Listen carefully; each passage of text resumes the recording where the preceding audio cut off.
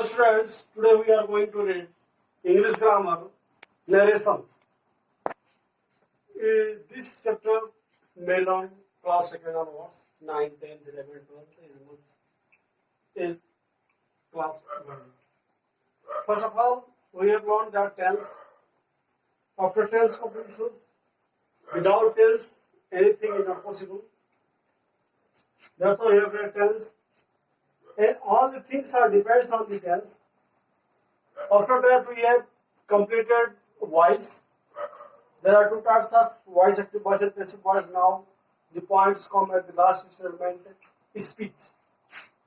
Speech means वक्तव्य, statement, narration, quotation कहा जाता है. Speech को हम कई बार कह सकते हैं. Speech is also known as narration. Narration is also known as quotation. तो स्पीच हमारे दो प्रकार के होते हैं. वक्तव्य दो प्रकार का होता है. एक डायरेक्ट होता है, एक इनडायरेक्ट होता है. जैसे डायरेक्ट, जो मैंने बोला, जो आदमी बोलता है उसे डायरेक्ट स्पीच कहा जाता है. जो दूसरे के भाषा में उसका बोला हुआ बात दूसरा आदमी प्रकट करता है, उसको जो है हम इनडायरेक्ट स्पीच कहते हैं. अब डायरेक्ट स्पीच में इनडायरेक्ट स्पीच में नरेशन में बहुत ज्यादा अंतर है. उसके नियम कानून बहुत अधिक है. तो एक एक करके हम पढ़ते हैं. समय लगेगा. हमको समझ में आता है कि 3 से 4 लेक्चर में खत्म होगा. ऐसा नहीं है कि बहुत आसानी से हो जाएगा खत्म. आपको हर पॉइंट पे ध्यान देना होगा.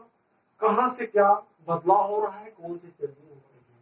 And first of all welcome to know the speech. Speech there are two types of speech: direct speech and indirect speech. और direct speech, when you report the exact words used by the speaker, it is said to be direct speech. When you report the exact words as used by the speaker, it is said to be direct speech. जैसे मैंने कहा मैं खाना खा रहा हूं, तो आप जाकर के दूसरे से बताओ कि फला बोल रहा था कि मैं खाना खा रहा हूं. यह डायरेक्ट स्पीच है, क्योंकि मेरी बात को स्पष्ट जाकर के कही गई है. अपने भाषा में कह सकते हैं वो कह रहे थे कि वो खाना खाने जा रहे हैं. यह इनडायरेक्ट हो गया.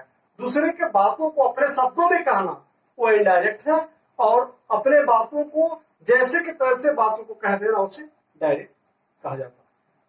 जैसे किसी ने गाली दे दिया, गाली दिया तो जाके कह दो कि तुमको तो गाली दे रहा था, वो डायरेक्ट हो गया. जिसमें इनडायरेक्टली कहा जाता है कि वो बहुत गुस्सा हो रहा था, बहुत बुरा कह रहा था, गाली देने नहीं बताया, तो उसे इनडायरेक्ट कहा जाता है. अपने शब्दों में तोड़ मरोड़ करके जो स्पष्ट किया जाता है उसे हम जो है इनडायरेक्ट करते हैं, और जिसको सीधे वाक्य में कहा जाता है उसे डायरेक्ट कहा जाता है.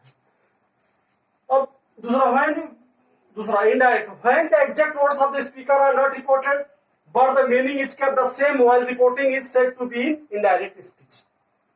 वही बात, वास्तविक बात, एग्जैक्ट बात एकदम नहीं कहा जाता है, लेकिन स्पष्ट क्लियर किया जाता है, उसी को जो है हम इनडायरेक्ट स्पीच कहते हैं. अब डायरेक्ट से और इनडायरेक्ट में बदलने में कुछ अंतर है.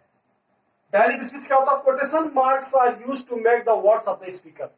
स्पीकर का वर्ड कहने के लिए कोटेशन मार्क्स लगाया जाता है. वहां इनडायरेक्ट में quotation marks are not used. जिसमें कोटेशन मार्क नहीं करना, इसमें दैट कंजंक्शन लगा करके हम बोलते हैं. Second number, that is not used, the words are reported directly. इसमें दैट का प्रयोग नहीं होता है, और जो बात होती है उसको स्पष्ट रूप से कहा जाता है.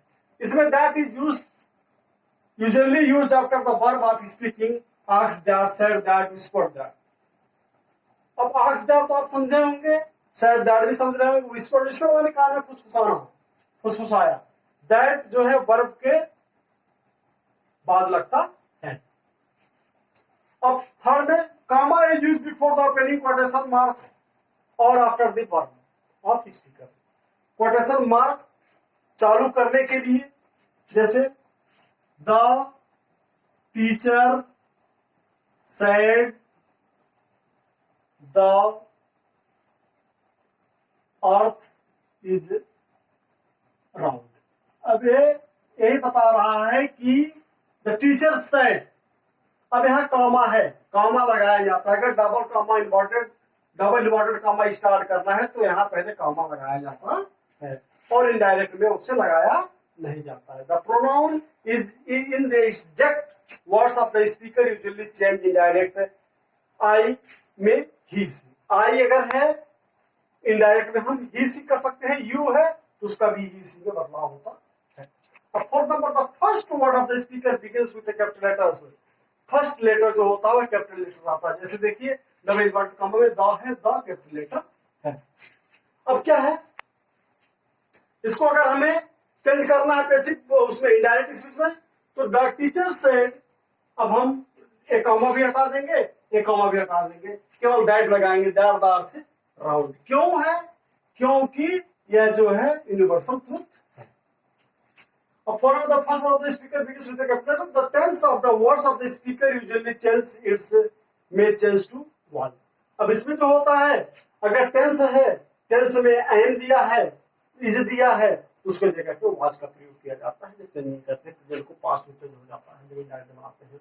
पांचवा number, the closing quotation mark is used after the full stop, exclamation mark, question mark at the end of the sentence. Sentence के वाक्य के अंत में जो है कॉमा लगाया जाता है. कॉमा लगाने के बाद डबल इन्वर्टेड कॉमा के बाद क्वेश्चन मार्क लगाया जाता है, उसके बाद फुल स्टॉप लगाया जाता है. Interrogative and exclamatory sentence direct speech में चेंज टू डिक्लेरेटिव और एडजेक्टिव सेंटेंस. अगर आपका डायरेक्ट स्पीच में है, इंट्रोगेटिव है, एक्सक्लेमेटरी है, तो इनडायरेक्ट बनाने में डिक्लेरेटिव या एडजेक्टिव सेंटेंस में चेंज हो जाते हैं. Now next we will meet next room in next video. Thank you. Best of luck.